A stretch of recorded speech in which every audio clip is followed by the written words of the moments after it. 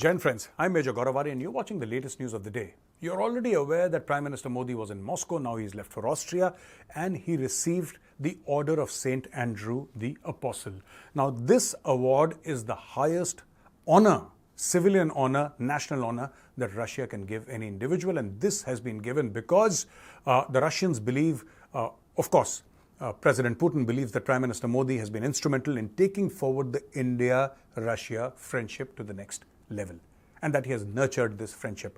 Why does he think so? Why do the Russians think that Prime Minister Modi has actually nurtured this relationship? This is because never in history, leave aside the Cold War, after the Cold War ended, never in the last so many years, more than 30 years, has such diplomatic pressure been brought upon India with regard to Russia. Ever since Russia, more than 2 years back, invaded Ukraine, there has been sustained and systematic pressure on India to take sides. The United States of America, the NATO countries, European Union, all of them, especially the Western world, has been telling India, you must unequivocally condemn Russian actions in Ukraine. You must take action against Russia. You must say that what Russia did was an act of pure evil. You must say that. You must publicly come out against Russia. And India said no. And there is a reason behind it. You can debate till the cows come home, but the fact of the matter, ladies and gentlemen, is that India practices what is known as strategic autonomy. Now, this is slightly different from non-alignment. Non-alignment is pretty much neutral. We will remain neutral in every conflict. We are neutral. We have nothing to do with you. We are non-aligned. We are not aligned with this bloc or that bloc. When India talks about strategic autonomy, one thing that India does not say, but I feel it is tacitly implied, it is implied actually, is that India thinks that it is a power bloc on its own. So it's neither in the Chinese-Russian bloc, neither is it in the American bloc. India today is in India's own bloc. And India says that we will take our decisions based on our own national interest, and we are not allowing anyone else to talk on our behalf and pressurize us. So Russia is grateful. For example, the West, especially the United States of America, made great efforts to pressurize India and say, don't buy these S-400 missiles from Russia. And India went ahead and did just that. They applied a lot of pressure. Don't buy oil from Russia. India bought so much of oil from Russia that even the Russians were surprised. And India paid for it in the rupees. We paid for it in our own currency. And then what India did was, because that oil, the Russian oil, the chemical composition was sanctioned by the United States of America, India bought it to, India, from Russia, the oil was bought to India. Here it was refined, and after it was refined in Indian refineries, the chemical composition of the oil that was sanctioned by the USA changed. It no longer remained the oil that had come from Russia. It had become a new kind of oil, and this kind of oil India exported to Europe. And in 2023, India became the top oil exporter to Europe, surprising everybody. Because India doesn't have oil. And suddenly India is the top exporter in the world to Europe. So, ladies and gentlemen, this is a brief background on what the Russians, actually thank India for India standing up against the world. That is not what India did actually. It was not standing with Russia or against the West, or with the West against Russia. No. India stood with India. This is something I think long-term Russians also understand, and the West also understands. And the West respects that.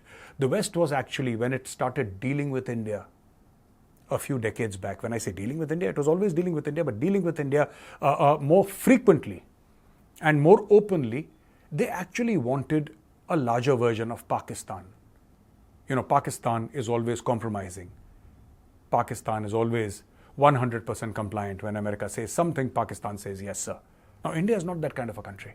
And so the Americans find getting along with India a little more difficult. But there are rewards. When you engage with India, there are rewards that Pakistan can never ever hope to offer. Apart from that, Prime Minister Modi told Putin that solution to Ukraine conflict is not possible on the battlefield, and this is the 22nd India-Russia annual summit talks. And he said that it's always sad when people die in wars, but when children die, it's absolutely heart-wrenching. He said that because a Russian missile hit a Ukrainian hospital, 37 people died, 3 of them children, and he said when children die, that is another level of grief. It is absolutely heart-wrenching when children die. So this is what Prime Minister Modi said, and he repeated his statement once more in front of Putin. He had said that before, and he said this again. This is not an era of war. And he said you must find diplomatic means to come to terms, talk to Ukraine, practice diplomacy, and end this war.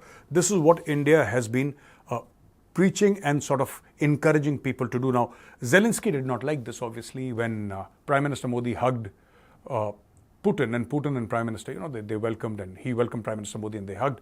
And Putin said that the leader of the world's greatest democracy is hugging a bloody criminal. So, leader of the world's greatest democracy, Prime Minister Modi, hugging a bloody criminal, he meant Vladimir Putin. The problem with Zelensky's statement is that Zelensky thinks that the world owes him. Nobody owes him anything. Absolutely not. But he thinks that the world owes him because he's fighting against Russia. Zelensky is conning America. Zelensky is stealing America's money. I'm not saying that the CIA is, but America is also calling Zelensky. Both are conning each other. America gives Zelensky weapons and money to fight Russians. But America does not send troops of its own. It does not want Americans to die. It's happy with the Ukrainians laying down their lives. And apart from that, America also said, this is Matthew Miller, US State Department spokesperson, very important. We would urge India, as we do with any country when it engages with Russia, to make clear that any resolution to the conflict in Ukraine needs to be one that respects the UN Charter, that respects Ukraine's territorial integrity, Ukraine's sovereignty. Essentially what they're saying is that even if there is peace, Russia must give back the 23 to 25% of Ukrainian territory that it has under its control, or it's badly destroyed. It must give that territory back is the underlying message here. And Prime Minister Modi's Russia visit. Russia in talks with India about building 6 more nuclear power plants, ladies and gentlemen. 6 more nuclear power plants.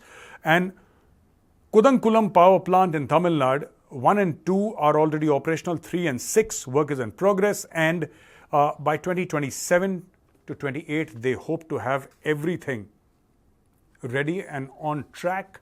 And this is, India hopes to be carbon neutral in the long run, and this will go a long way in reducing India's dependency on fossil fuel. Apart from this, Prime Minister Modi and Putin agree that the current trade between India and Russia is at $65 billion US. And they're saying that, okay, we promise that this should be $100 billion US. I would just like to say that I hope it's not about India buying $90 billion worth of fuel from Russia and Russia exporting $10 billion worth of machinery to India. No. I hope it's much more than that. I hope that we can come to some sort of an equivalence here. When I say equivalence, I mean not exactly 50-50, but it should be substantial what India is exporting to Russia in the long run. Currently, there is a lot of farm machinery, there is a lot of automobile components, there is a lot of such stuff. But India is much, much more than that. India can export so much more. We are the world's, I think, number 3 or number 4 manufacturing nation. A lot of manufacturing gets done in India. I think we are in the top 5, if I'm not mistaken. As far as software is concerned, hardware is concerned, India is doing so much. And we must partner with Russia, and we must also export to Russia. The West will say what the West has to say. That's all I have for you, ladies and gentlemen, in my video today. I hope you liked it, and if you did, press the like button. I'm going to be back again tomorrow with another fresh video. Till then, Jai Hind.